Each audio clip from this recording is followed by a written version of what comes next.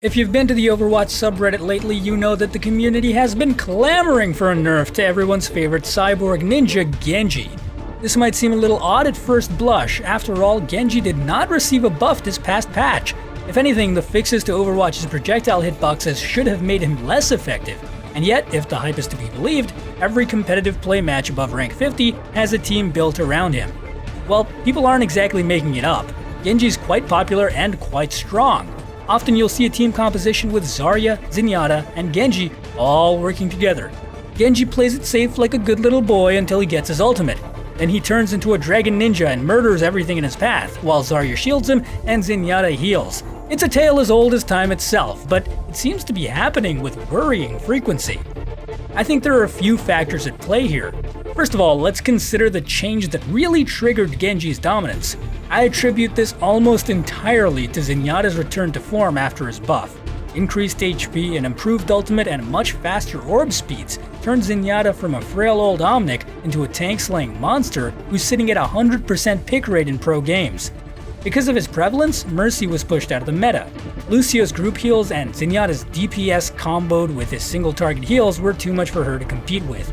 And even after killing one part of the Pharah Mercy combo, that crusty old robot was not satisfied. Instead, he set his Discord orb against the skies with blinding speed and took away Pharah's wings faster than you can say, "Justice reigns from above!" McCree's buffed long range and the new and improved D.Va's ability to contest Pharah in the skies and block her rockets probably played a big part as well, but that kind of ruins the narrative, so shush. Now back to the story. Zenyatta had slain the eagle, but no sooner had she fallen than a dragon rose to take her place, and that dragon was named? Well, it certainly wasn't Hanzo, because that guy was unfortunate enough to be born a defense hero, and we all know how much Blizzard hates those. Instead, it was his brother Genji, an offense hero, and the only real projectile DPS option most teams have anymore. But here's the real crazy thing about Genji. No one actually cares about his projectile DPS. Everyone's all up in arms over one thing and one thing only: the Dragon Blade.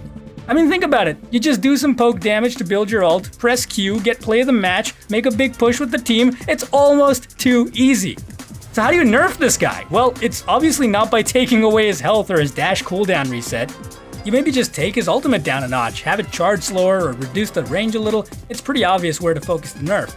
To be honest with you though, I don't think that Genji needs that big of a nerf. The babysit Genji strat is what needs to be made less useful. Certainly killing Genji's usefulness as a character will do it, but that's hardly the best option. Genji has counters of course, McCree's already popular, but Mei and Roadhog don't see much play, and Winston is used a lot by pros, but weirdly little by normal players.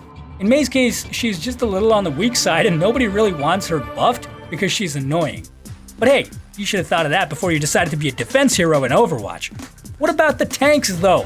Heroes that actually matter.